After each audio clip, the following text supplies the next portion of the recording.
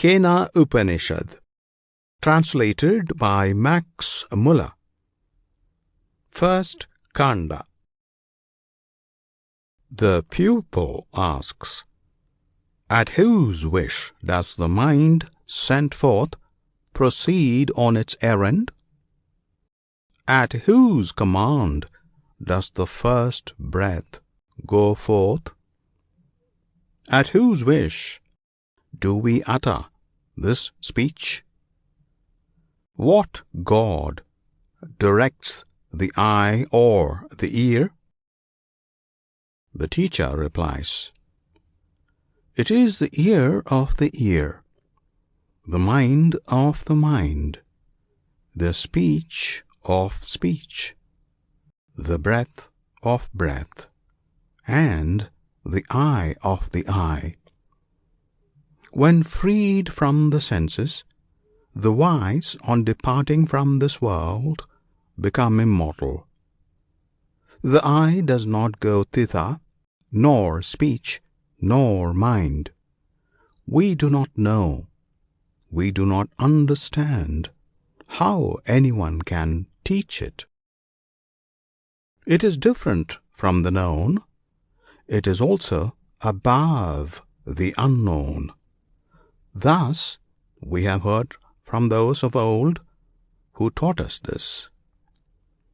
That which is not expressed by speech, and by which speech is expressed, that alone know as Brahman, not that which people hear adore. That which does not think by mind, and by which they say mind is thought, that alone know as Brahman, not that which people hear adore. That which does not see by the eye, and by which one sees the work of the eyes, that alone know as Brahman, not that which people hear adore.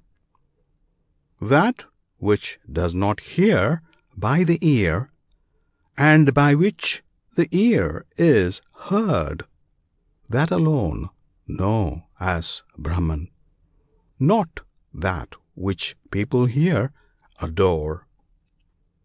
That which does not breathe by breath, and by which breath is drawn, that alone know as Brahman, not which people hear adore.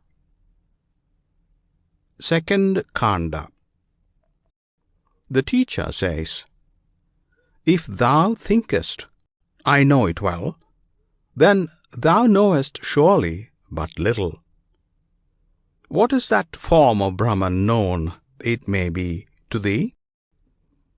The pupil says, I do not think I know it well, nor do I know that I do not know it. He among us who knows this, he knows it, nor does he know that he does not know it. He by whom it, Brahman, is not thought, by him it is thought. He by whom it is thought knows it not. It is not understood by those who understand it. It is understood by those who do not understand it. It is thought to be known as if by awakening, and then we obtain immortality indeed. By the self we obtain strength. By knowledge we obtain immortality. If a man know this here, that is the true end of life. If he does not know this here, then there is great destruction, new births. The wise who have thought on all things and recognized the self in them become immortal when they have departed from this world. Third Kanda.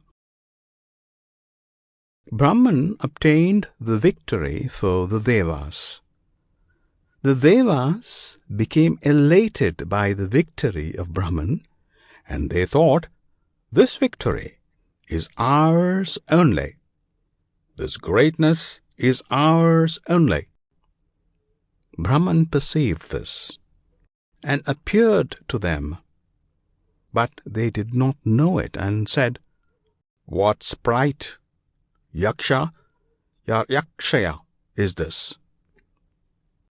They said to Agni, fire, "O Gatha Vedas, find out what sprite this is." "Yes," he said. He ran toward it, and Brahman said to him, "Who are you?" He replied, "I am Agni. I am Gatha Vedas." Brahman said, "What power is in you?" Agni replied, "I could burn all, whatever there is on earth." Brahman put a straw before him, saying, "Burn this." He went towards it with all his might, but he could not burn it. Then he returned thence and said, "I could not find out what sprite this is." Then they said to Vayu, air, "O Vayu, find out what sprite this is." "Yes," he said. He ran toward it, and Brahman said to him, "Who are you?" He replied, "I am Vayu. I am Matariswan." Brahman said, "What power is in you?" Vayu replied, "I could take up all whatever there is on earth." Brahman put a straw before him, saying, "Take it up." He went towards it with all his might, but he could not take it up. Then he returned thence and said, "I could not find out what sprite this is." Then they said to Indra, "O Maghavan, find out what sprite this is." He went towards it, but it disappeared from before him. Then in the same space, ether, he came towards a woman, highly adorned. It was Uma, the daughter of Himavat. He said to her, "Who is that sprite?" Fourth Kanda. She replied, "It is Brahman. It is through the victory of Brahman that you have thus become great." After that, he knew that it was Brahman. Therefore, these Devas, namely Agni, Vayu and Indra, are as it were above the other gods, for they touched it, the Brahman, nearest. And therefore Indra is as it were above the other gods, for he touched it nearest. He first knew it. This is the teaching of Brahman with regard to the gods, mythological. It is that which now flashes forth in the lightning and now vanishes again. And this is the teaching of Brahman with regard to the body, psychological. It is that which seems to move as mind, and by it imagination remembers again and again. That Brahman is called Tadavana. By the name of Tadavana, it is to be meditated on. All beings have a desire for him who knows this. The Teacher: As you have asked me to tell you the Upanishad has now been told you. We have told you the Brahmi Upanishad. The feet on which that Upanishad stands are penance, restraint, sacrifice. The Vedas are all its limbs. The true is its abode. He who knows this Upanishad and has shaken off all evil stands in the endless, unconquerable world of heaven. Yeah, in the world of heaven. End of Kena Upanishad.